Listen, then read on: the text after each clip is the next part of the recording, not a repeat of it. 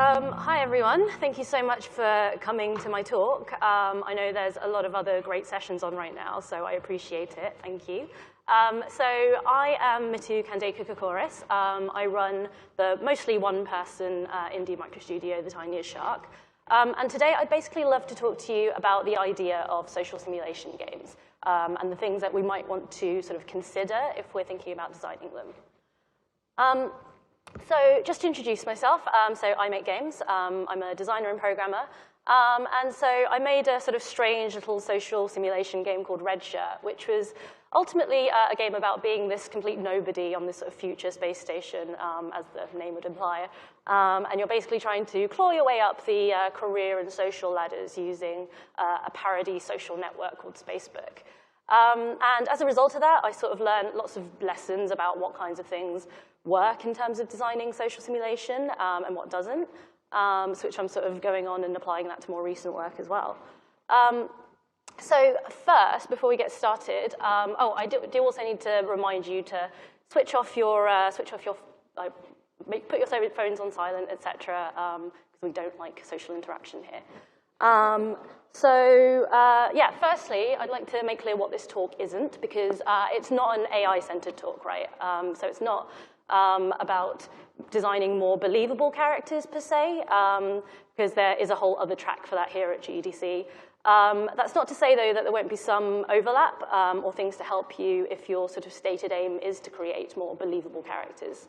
And besides, one of the key things I want to argue here is that the ability to interact with believable characters isn't strictly an AI challenge, right? It's a design discipline with lots of different facets to it. So what I am going to do today is reflect briefly first on what it is that sort of impeded the evolution of social simulation as opposed to sort of other forms of simulation. After all, we've sort of refined and iterated on things like platformers and shooters, but kind of the extent to which we elevate social interaction mechanics in games is quite limited by comparison. And I also want to look at the elements that are sort of essential to think about when you're trying to design social simulation. And I'm going to sort of do that through looking at things that have worked in existing games, both sort of AAA and indie. I'm also going to sort of discuss how modeling social systems in your game can maybe sort of support and enhance the other structures in your game. So basically, what can social simulation mechanics contribute to games which aren't specifically about social interaction, right? And lastly, this really is a call to arms to get you thinking about this stuff. I think social simulation is massively important, and I'd love to encourage you to think about why it's valuable and why it's worth pursuing yourself if you aren't already. I will mention that today feels like an enormously bizarre day to be giving this talk, given the news about Maxis, of course. So before I begin this talk in earnest, I invite you all to join me in symbolically pouring one out for Maxis and their legacy. So there is no alcohol in here, but yes. So we're talking about games about people, right? That is the goal of social simulation. And the term games about people was, I guess, coined by Chris Crawford. So I hope that some of you, if not most of you, will know what this is. So that's a shot from Chris Crawford's infamous Dragon speech, which he gave here at GDC, or rather CGDC as it was then, back in 1992. So it was a really fantastic talk in every sense of the word about pursuing his dream of games as sort of meaningful expression of games about the human condition. And to him, that dream took the shape of this great and terrible dragon, which he vowed one day to slay. And for Chris Crawford, pursuing the realization of that dream meant solving the challenges of interactive storytelling, telling truly emergent yet thoughtful and engaging stories about human beings. He felt that the games industry wasn't going in that direction, and so at the end of the talk, he announced his departure from the industry by dramatically charging out of the conference room, holding his sword aloft in the name of truth and beauty and art. So he felt we would get there by making games about people, not things, and he declared people games as this category for exploration, games about the way that people behave and their interactions with one another. So firstly, before we get started, I'm going to take a moment to define that very fuzzy-sounding idea of social simulation, because I think when we hear that phrase, we sort of vaguely know that we're talking about human interaction, but how do we define that as a term of art? So in this talk, I'm sort of defining social simulation as anything that allows social interactions with or between NPCs to meaningfully affect the outcome of a situation. And that's a really purposefully inclusive definition, and that's on purpose. Remember, this isn't just about AI, and social simulation can serve a far broader range of purposes than we might think. So having started with that really broad definition, we can sort of start drilling down and start identifying the ways in which we can approach the problem of social simulation and how we can approach making games about people, essentially. And we can think of that as a spectrum between emergent autonomous behavior and sort of authored branching stories. And each of those approaches have different strengths and weaknesses, of course, so it's not a value judgment. As designers, we may just happen to be ideologically more interested in one end of the spectrum over another, but that's entirely a matter of our own artistic goals, and that's fine. In my own work, for example, I'm just really interested in that end of the spectrum, but I think any game that intends to convey something about social interaction can be a really valuable addition to the landscape. And social mechanics don't have to be particularly complex to be able to express ideas or end up with fun, emergent results. As a quick aside, I'm just going to do something a little bit experimental and load up GDC the Game, which was this little text game made by Jim Monroe a few years ago in honor of GDC 2009. And you basically play as this attendee who can chat to other developers in halls, you can talk to them about ideas that you're interested in, and some of those ideas that your character kind of knows about already, and others you can learn about by going to sessions, or you can just try and pretend to talk about stuff you have no idea about and see if people judge you for it or not. So what I'm going to do is load up the game. So yeah, just to sort of give you an example. So basically, in this game, going back in, oh wait, hang on, I need to drag that over here. There we go. Okay, so going back in time to GDC 2009. So we are, what are we? We are a typical coder. We have no interests. Currently, our team consists entirely of ourselves as a coder. So basically, the goal of the game is to build up people with different skill sets in your team and get them to join you in making a game. So what we can do is let's have a look and see who else is here. So someone named Simon seems a little lost, so let's examine Simon. So Simon is wearing a t-shirt with a designer in joke on it. So Simon is a designer. Let's ask Simon about his, Simon about interests. So Simon says he's pretty interested in procedural gameplay. So we can ask Simon about, I'm bad at typing when I can't see what's going on over there, about procedural gameplay. Okay, so he has, okay. Anyway, basically, so the idea is that you're trying to sort of talk to people and see if you can sort of infect them with your interests, and they infect you with their interests as well. So it's a very sort of simple simulation of just the virality of ideas, basically. So if I close that and come back over here. Right, so the beginnings of social simulation were also quite simple, right? So one person wholeheartedly also at the sort of autonomous behavior end of the spectrum is Chris Crawford. And his game, Gossip, which was released in 1983, was arguably the first game about people. And more than that, it was a game about how much people liked each other, right? And how that affected that sort of tiny social network of sorts you see represented there. So as a player, you choose one of 7 characters to phone, and when they answer, you then choose who you're going to gossip about, together with one of 5 different sort of facial animations to reflect what you think about that person. And then the NPC would reply with their opinion as well, sort of reflected through their facial expression. And so each NPC would tend to like people who shared their opinions of others, and they were positively influenced by what their friends think, by their friends' opinions, and negatively influenced by their enemies' opinions. And so the way that that was modeled was that each character in the game was one node of this sort of web of springs trying to reduce the tension around them. So basically, Gossip was a game intending to simulate the dynamics of gossiping and how that works. So it was this little experiment which tried to tackle a subset of that much larger, complex behavior by reducing it down to what people said about how they feel about each other and the sort of knock-on effect that that has. Sadly, as Chris Crawford has sort of recounted through his numerous books and talks, it was published by Atari in 1983, the year that the video game market crashed, of course. So it seems few people have ever actually got the chance to actually play. However, it was intended as a kind of design exercise, right, to sort of demonstrate that social interactions could be modeled in a game. And by his own admission, it was quite simple as well. In fact, he called it the Pong of people games. But at the same time, we might say that it kind of works. The simplicity works for the kind of game it is, because the limited interaction in the game speaks to something about gossiping, that these are sort of shallow beings that only know how to talk about other people and nothing else.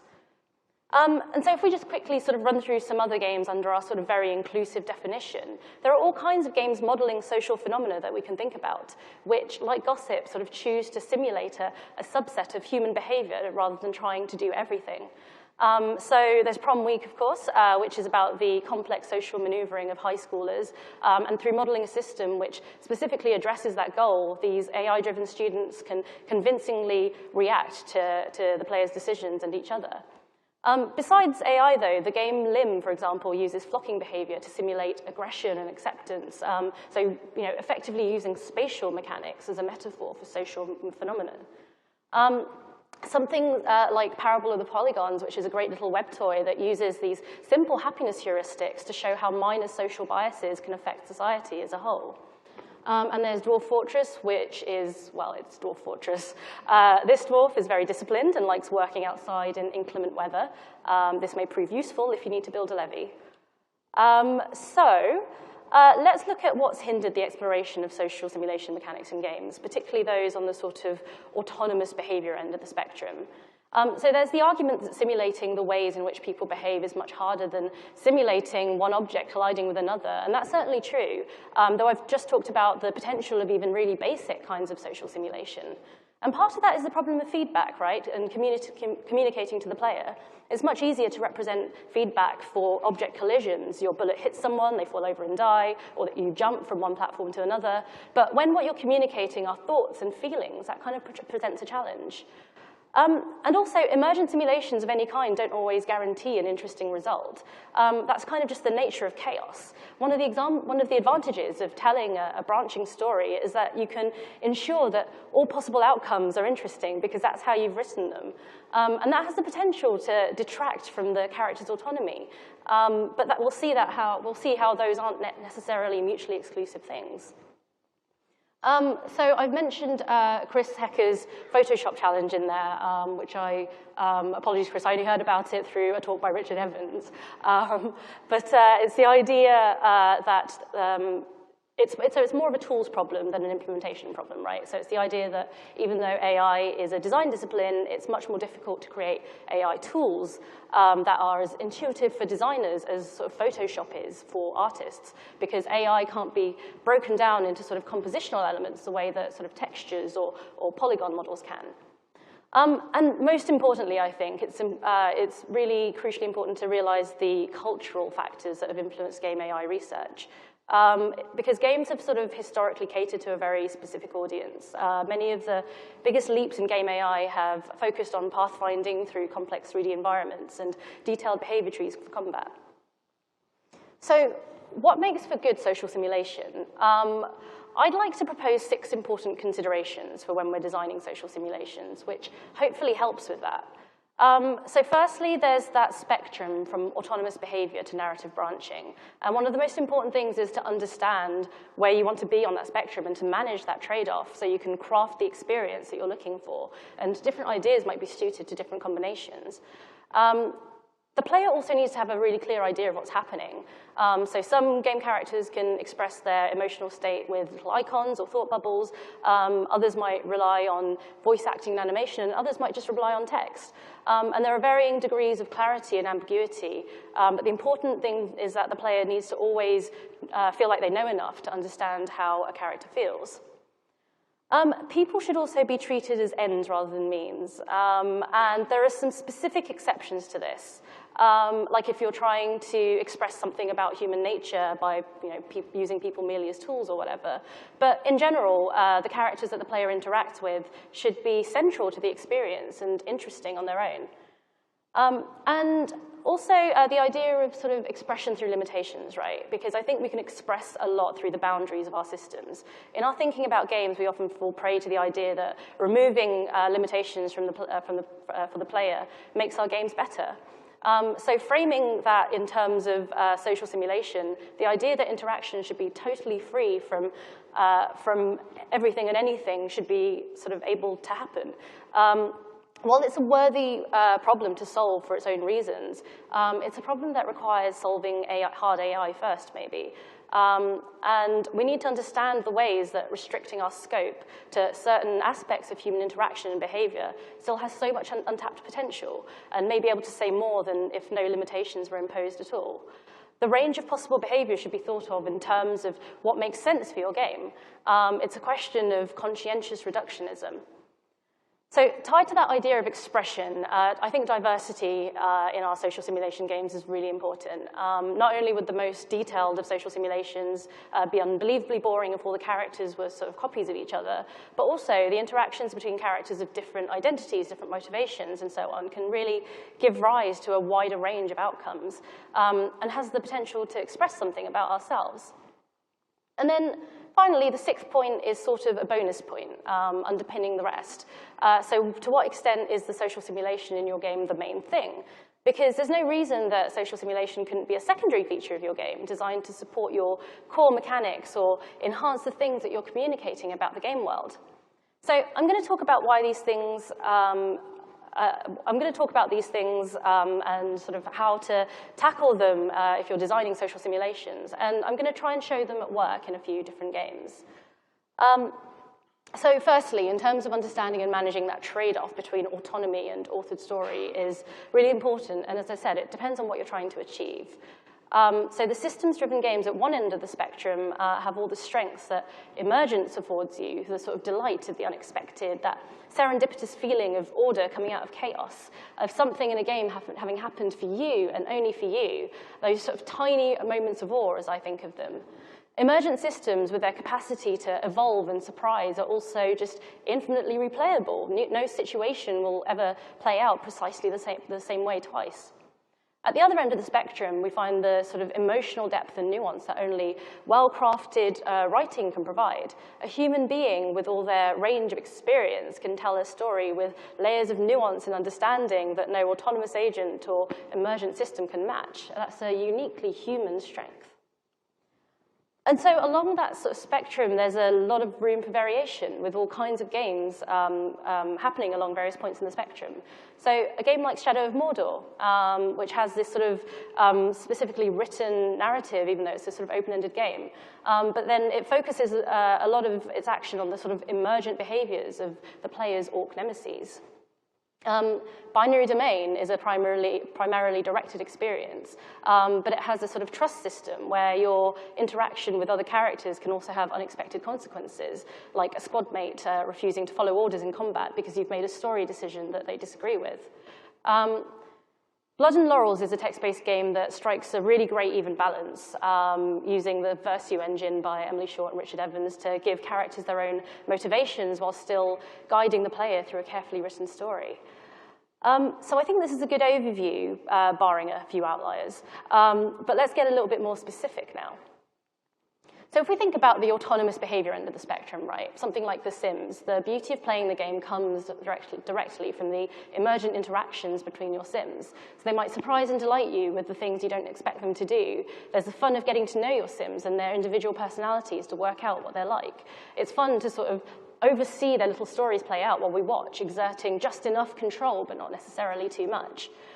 So in terms of the overarching model of how the games and the interactions within it works, the world is, in the Sim series, is made up of objects. So that includes chairs, tables, TVs, beds, espresso machines, books, showers, and so on. And each of those objects have specific affordances for a Sim. So books are for reading, beds are for napping, espresso machines are for making espresso, and so on. And in the later games, a sim can do multiple of those things at once, right? Because other sims are also objects to interact with. And so sims can sort of stand and watch TV and talk to each other at the same time. And in The Sims 4, the Sims' feelings towards each other have separate values for sort of friendship and romance, and different combinations of those are what gives rise to sort of different interactions.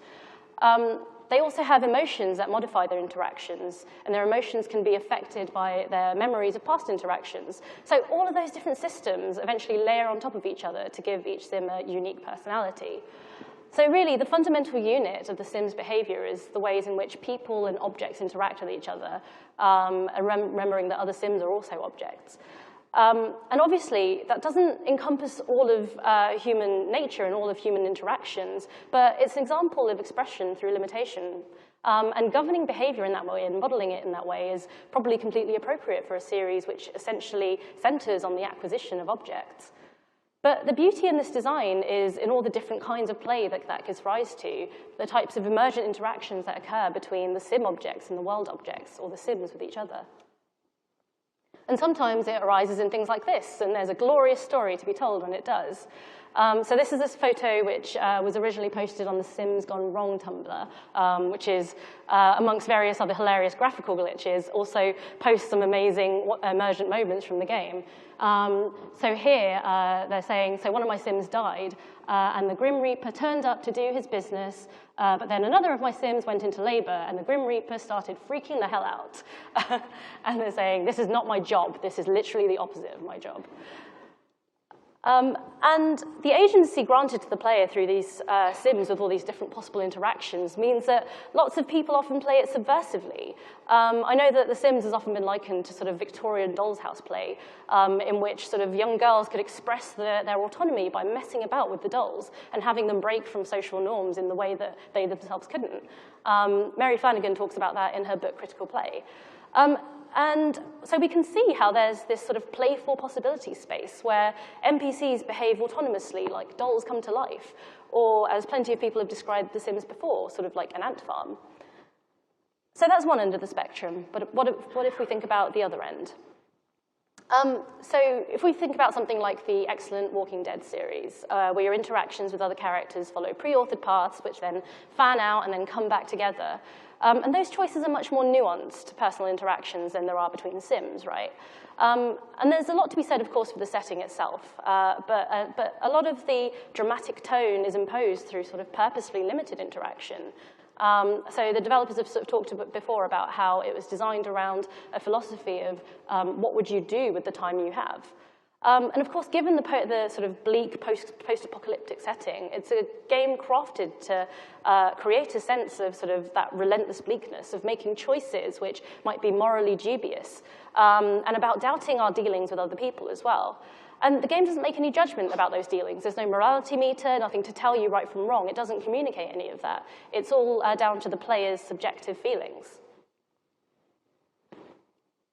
So at one end of the spectrum, we find the sort of delight that comes from watching and interacting with emergent systems. And at the other end is our sort of emotional attachment to well-written characters and the people we care about because the writer meant for us to care about them. I don't think we need to claim that any point along that continuum is more valuable than another. It depends so much about the kind of truths that we're trying to communicate to the player. And communication is that next key ingredient of what makes the social simulation work.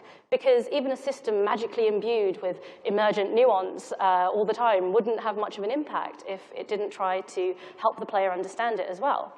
One game that I think does that really well is Blood and Laurels. As I mentioned it before, it's built on the Versu engine by Richard Evans and Emily Short. And I think it's probably one of the best examples that I can think of balancing emergence with sort of pre-authored events. So you play as a poet named Marcus in ancient Rome, whose sort of scheming patron artist wants you to become the emperor, and sends you off to ask the oracles if it would be possible. And then you get embroiled in all sorts of conspiracies and so on. So all the characters in the game are autonomous agents, and they specifically act depending on what the context is. So if there's a specifically authored event that they're all out to dinner together, there's a number of things that they can do that would be appropriate to doing at a dinner. So like eating food, chatting to each other, leaving the table, and so on. And some of those things the characters judge to be socially appropriate, and some of those things are socially inappropriate. So they all have these judgments of each other and evaluations of each other's actions. And they all have their own defined beliefs and desires, and they sort of weigh up the consequences of many possible actions before they decide what to do. And even though there are a limited number of outcomes in terms of sort of the overall shape of the narrative, it's really about your moods and relationships with the characters and between the characters being variable. And it's that and the decisions that you make about how to deal with the characters which really makes the story. I think it's very much a game which is about the journey rather than the destination. It's about the interrelationships between the characters. And it kind of brilliantly weaves together authored narrative with these autonomously behaving characters. So it's a really good example of managing that trade-off. And it communicates those interrelationships well, too. I think there's an inclination when we're thinking about designing autonomous, believable characters for our interactions for them to feel natural and unmediated. But Blood and Laurels recognizes the value of being able to sort of click on a character specifically to sort of see what they're thinking, see their current state of mind. It might seem counterintuitive, but more mediation is good, more communication is good, because otherwise it can be frustrating or confusing. It's tempting to think that it might only apply to games with abstract interfaces, like text-based games, or those without reasonable animation budgets. But, oh, I don't know what happened there. I think my computer's gone to sleep. Come on. Wow. Oh, Java. Thanks, Java. Great. Hang on. Wow, that's interesting. Okay. Yeah, clearly. Okay, I'm just getting it back up here. Come on. All right. Gonna have to quit. No, Java was the first language that I learned to program in. I know lots of people are sort of quite snarky about that. But yeah, so thanks, Java, for screwing over my talk. Okay, let's try that again.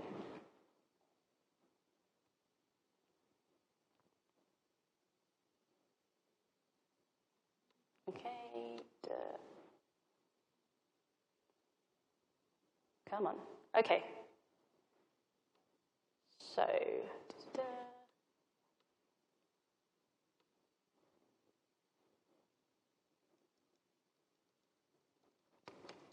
Oh, now it skipped ahead. Okay, cool. Back on track. Right. Okay, so yeah, as I was saying, so it's tempting to think that it might only apply to text-based games or those which don't have sort of reasonable animation budgets. So The Walking Dead does that too, though, because even though there's the implied effect of your interactions through facial animations, it also communicates to the player when their actions have this implied significance, right? Like telling them a character will remember a decision that they've made. It makes clear to them where they supposedly have agency. So communication is massively important. It sort of removes the ambiguity of otherwise unmediated interactions and helps clarify to the player sort of exactly where they have agency. And that in turn is hugely important for them to understand the particular social world that you're modeling. And I suppose it's worth noting that despite all that, characters will always be subject to the way that we read them, to the attitudes that we bring to them, right? We relate to autonomous and authored and actual people alike. At both ends of the spectrum, NPC autonomy to authored behavior, no matter how you communicate to the player, we sort of bring to them our own meaning.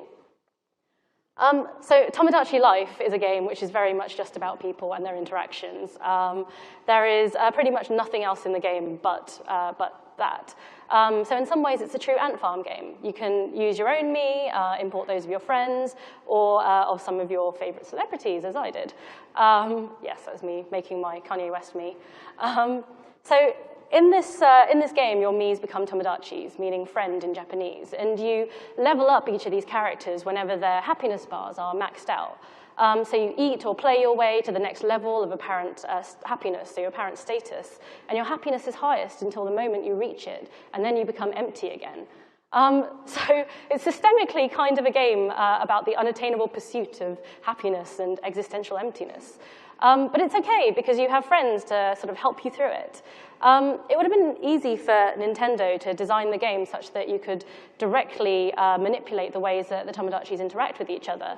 But they don't do that. Instead, their interactions are kind of a bit weird and unpredictable, and you watch on in amusement as their behaviors sort of play out. There's a kind of sort of chaotic emergence that it's lovely to watch unfold. So the game operates in real time, so it's the kind of thing where it lends itself to short play sessions, checking in on how they're getting on with each other.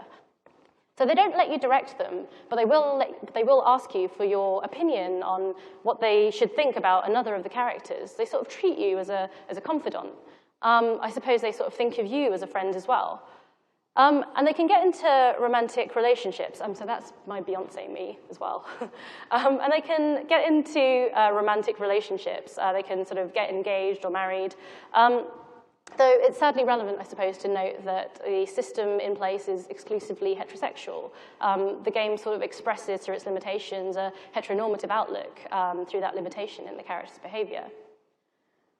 And so that kind of limitation also limits the kind of outcomes possible. So a nice counterpoint to that is Dragon Age Inquisition, whose characters aren't all exclusively heterosexual, and with who, in most cases, you can sort of romance via the game's approval system, where characters agreeing or disagreeing with your actions will raise your approval with them, potentially to romantic levels. Another counterpoint to that is Kitty Power's Matchmaker, which is this really charming game, which is primarily a dating simulator and puzzle game, but also encompasses elements of social simulation. So you play as someone running a dating agency with the responsibility of pairing up not only compatible clients, but also then guiding them through dates. So you help them through what to talk about, or in some situations, just leave them to talk about things themselves, depending on their personality types. And it's a game to which inclusiveness is essential as you sort of navigate the dating lives of clients based on their interests, their various sexual orientations, and their personality types. And the simulation becomes one which sort of communicates various truths, both about the universality of love and the inevitability of awkward first dates. So I'll talk very briefly about a game I made called Red Shirt, because that was also one in which diversity and inclusiveness was very much central to the game by design, and so was expression through limitation. I've unticked the first three boxes because I don't think Red Shirt was particularly successful along the first two axes for a number of reasons, though I've left the treating people as ends rather than means box unchecked by design. Because that's precisely because Red Shirt was a simulation of this parody social network, populated with this cast of autonomous NPCs that the player could interact with in order to climb the social ladder. And by satirizing social networks and sort of science fiction tropes through systemic commentary, it was all about just confronting the player with their own behavior, even when that behavior sort of saw them being basically really self-serving and horrible people. I rather like one of the reviews from IGN, which sort of summed it up like this. Because it reduces human behavior into only what's documented online, Red Shirt forces you to treat relationships and hobbies as manipulable, disposable, and only useful as far as they can improve your character's position. So Red Shirt explicitly limits the system. It's a game about ambition, whether that's related to money or career or social ambition. And to reflect that world, the NPC's behavior was made up of traits which reflect that fairly cynical world. So NPCs were sort of formed of these 5 public axes that you can sort of mess around with, which the player could use to sort of generate different personalities at character creation. And so those are the things that remain static, so things like bigotry and chattiness and so on. And then there were 5 other hidden personality traits as well, things like confidence and happiness and sociability and selfishness.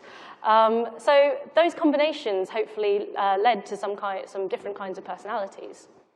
And so the possibility space of action in the game was basically about deciding between these various Facebook actions, right? And that kind of applied to the NPCs as well. So all your behavior was sort of seen through that lens of what is seen on social media. But amidst all the sort of social climbing, I saw dealing with diversity as kind of central to the game.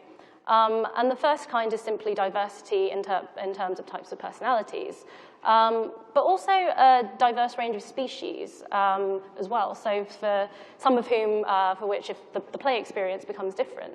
So for example, playing as the sort of green alien space babes race sort of yields this uncomfortable experience where players with the sort of bigoted, where characters with the bigoted attribute would sort of send leering messages to the player character, sort of raising the strength of your relationship as they saw it, since relationships in the game are bidirectional, but also making the player character unhappy in the process. But other than that, identity was fluid in Red Shirt. The player defines through their actions who they are, since who you are is what's represented on social media. So Red Shirt was maybe only a partially successful attempt to sort of pair social commentary with emergent gameplay through the sort of balance of achieving consistently emergent outcomes, although the balance of achieving consistently emergent outcomes wasn't quite there. And it suffered some problems with communicating to the player what was going on. So what about games then which aren't explicitly about people, but still offer some element of social simulation amongst the rest of the game's features? So going on to that sort of sixth bonus point. After all, I think games can feature people in the social world in interesting ways without needing to necessarily centralize those themes. So, for example, I think social simulation can help support the construction of your world, offering an additional way of engaging with it, which a larger part of the audience will immediately get, because everybody kind of has some existing mental model of how the social world works as they see it, and that's something they can bring to the game. It means that interacting with the game world doesn't exclusively require this existing game literacy. So these next games I'm going to talk about are sort of ones which sort of manage that sort of balance in different ways. So Persona 4 Golden is a JRPG which sort of incorporates social interactions and ties them directly to the compatibility of both the player and the NPCs in your team. So you the character, play as a sort of teenage boy, newly moved from the city to live with your police detective uncle, and all these murders and disappearances start happening as soon as you arrive. As you start investigating what's going on with the help of your new school friends, there's a whole host of characters around you to sort of get to know, to meet and interact with at various stages through these sort of scripted dialogues. And you sort of learn about them and help them through their own personal struggles. And the game features a system called social links, in which you maintain this certain rank with another character, or even with a group of characters. And you basically earn points towards attaining these ranks, which you get when you choose to spend time with them or choose the right dialogue option. And that's literally points, right? Which leads to the sort of the next rank. And that rank, in turn, affects the level, the skills, and abilities of the player character and your teammates, or affects the sort of bonuses you get in combat when you're creating new personas, which are the magical avatars that you use for yourself. So there's this incentive through the sort of social system to spend time with other characters, to build up ever closer friendships with them, with the aim of increasing your social link rank, and therefore enhance your ability to crawl through those all-important dungeons, which will help you through the story. So there's a nice coupling and balance of social interaction to compatibilities, both of them working together to support each other. But the downside is that it doesn't quite tick the box of treating people as ends rather than means, right? Because your relationships become a way to directly raise your combat stats. But there are kind of enough touching, branching interactions, which are fairly charming, that it works. So Skyrim is an example of a game that uses interactions between NPCs to create a sense of persistent conflict in the world. So NPCs can belong to one or more factions or guilds, and the faction that they belong to sort of defines their combat reaction, both towards the player and towards each other. And their individual attributes sort of contribute towards that as well. So they have various things like aggression, assistance, etc. And they only have sort of a few different values that they can be. And so that kind of contributes to their tendency to engage in combat with each other or with the player. And so the ways that those things interact gives a lot of apparent variety in terms of their attitudes towards conflict, which kind of leads to interesting emergent situations that communicate what the game is about. It creates a sense of a world sort of believably in conflict with itself, because wandering through the wilderness, you might come across a fight between Imperial soldiers and Stormcloaks, and you'll know that it happened because of the way that those factions feel about each other, and not because of a scripted event that a designer placed there for your benefit. So it sort of supports the sort of the story of the game. I think Shadow of Mordor is one of my favorite recent implementations of sort of secondary social simulation, precisely because it's a relatively simple system which communicates its purpose without needing to be massively complex. So when you start the game, you're a sort of ranger of the north whose family has been slaughtered by orcs, and you find yourself unable to move on into death because you're basically possessed by the ghost of an elf. And it's basically the game about exacting your revenge on those orcs. So as you move about the missions in the open world, there's this nemesis system through which you can view the ranks of the orcs you've met or have information on, generally through brutally interrogating another orc. Now, this might be slightly cheating given my original definition of social interaction, because pretty much the only means of interaction between the player and the orcs, or with the orcs amongst themselves, is one of brutal slaughter. Because the orcs vie for position amongst each other, that is, by killing each other to move up the ranks, that's basically the extent of the social interactions between them. And while there are pre-authored orcs around sort of pertaining to specific missions, if a random orc underling kills you, a name and attributes get generated for them, and they sort of join the ranks of the nemesis system. So problematic Tolkien-esque racial essentialism aside, because they're orcs, it's kind of believable that their motivations are one track. If they were humans, they'd be much less believable that that's the nature of their social interaction. So there is a nice synchronicity between the design and the narrative wrapper and the code. Everything is complementary, and your interactions with them sort of mirror their bloodthirsty, cutthroat world in which there's seemingly no hope for forgiveness or mercy. And the funny result of all that is that amidst this franchise, which sort of massively devalues the sort of lives of orcs, it's weirdly humanizing, and it gives them value. You find yourself caring about orc drama. So Crusader Kings 2 is a big and complex, deep historical strategy game, which also uses elements of social simulation to create an emergent narrative layer. In terms of the balance between autonomous and authored content, Paradox have talked about really embracing chaos as this sort of powerful creative force. But it's a chaos which is underpinned well with all the drama of the strategy game, and interesting things happening from just the sheer number of autonomous agents working at the same time. So you play as like a king or another member of the nobility with your various attributes. And at the same time, there are tons and tons of autonomous agents with distinct personalities and opinions of each other working at any given time. And it's those emergent interactions which give rise to interesting things happening. And since the point of the game is to sort of help your bloodline thrive, it means that it really nicely interweaves a game about people with a game about historical warfare, because characters will grow old and have children and die, and your children will carry on with their own distinct personalities and traits. And they all have their own motivational drives and their own reasons for doing things. And NPCs in the game will sort of compete with you for power, and with each other as well.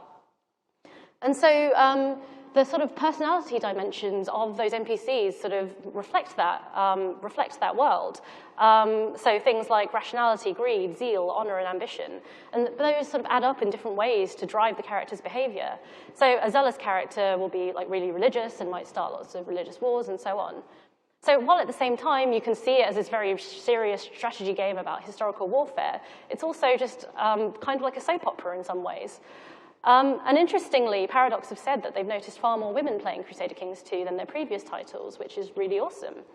And it's sort of, it's sort of done on this philosophy of the story of a nation can never be as engaging on a personal level as that of characters, and I think that's really important to note.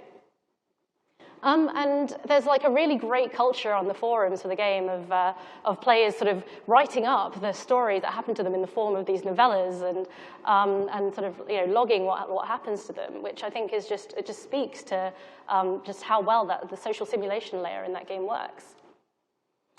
Okay, so broadly we have we have these sort of different ways that we can use social simulations. So we can make them the primary thing about the game. We can make games about people, but we can also vary the extent to which we make it the focus of our game and sort of use it to support a completely different set of core mechanics to show the impact of human relationships on other parts of life.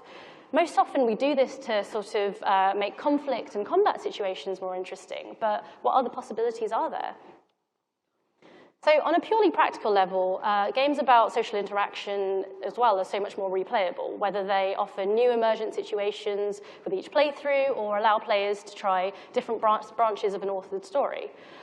We've looked at how social simulation can help support the construction of your world, offering that additional model of engaging with it, which a larger part of the audience will understand, which they can bring to it. Human interaction, after all, is a system that most people are already familiar with, and we should take advantage of that.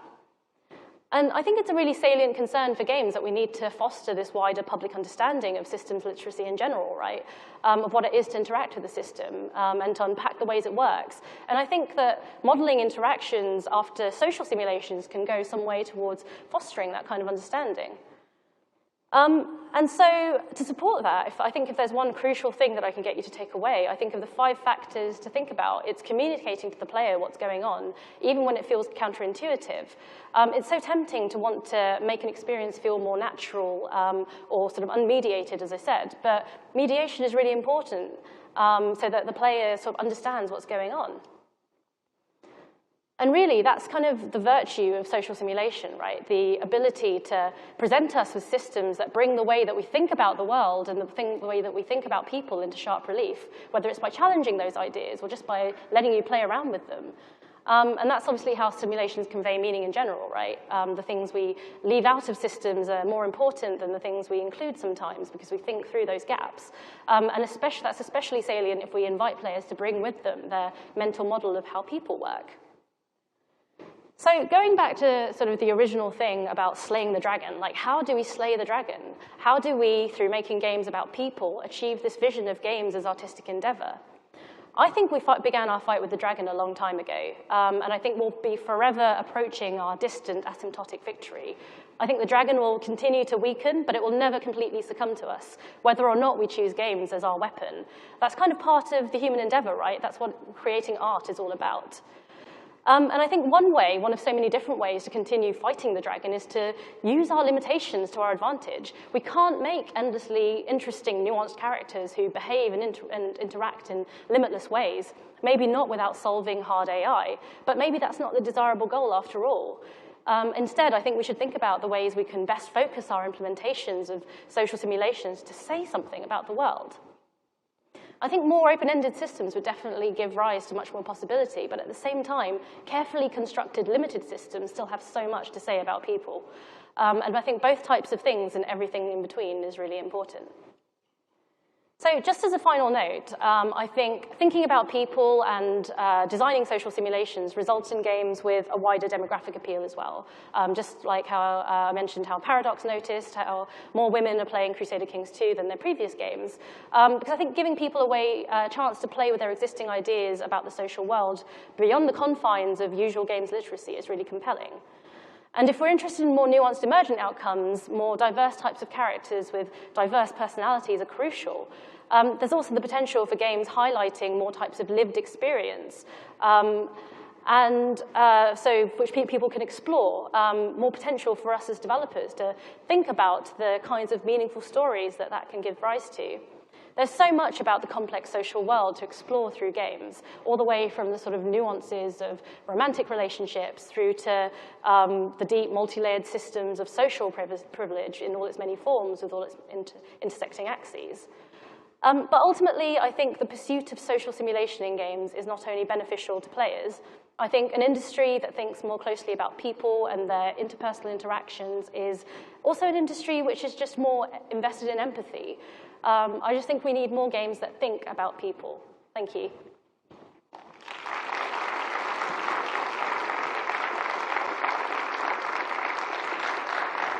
Cool. So I can take questions, I think, for a couple of minutes. If there are any. Sorry about all the technical issues and stuff. Hopefully we got through it.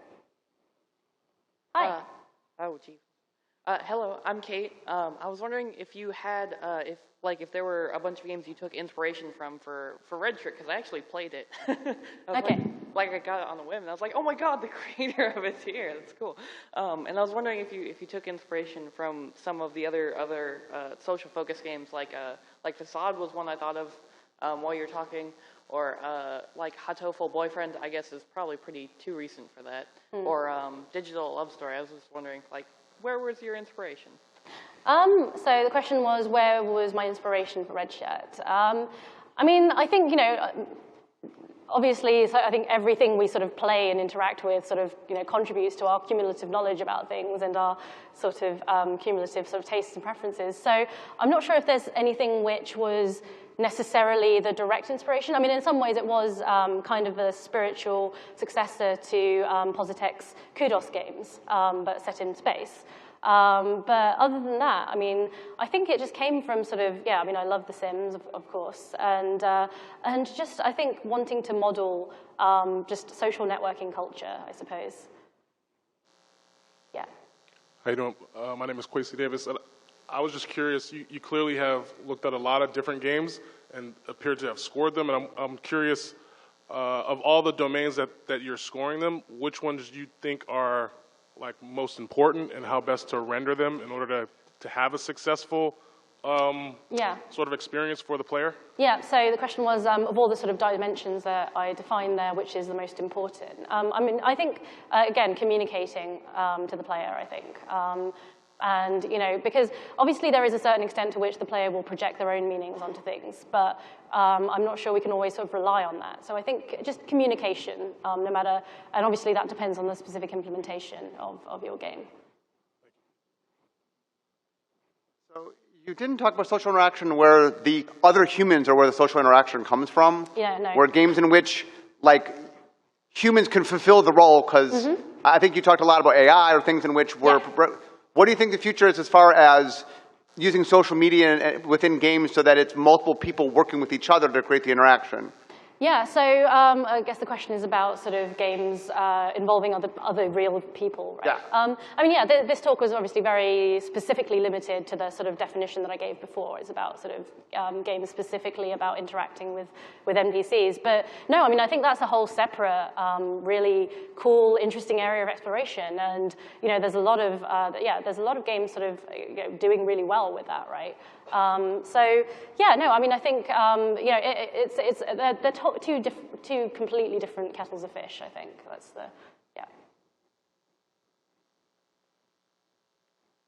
Okay, cool. Thank you, everyone.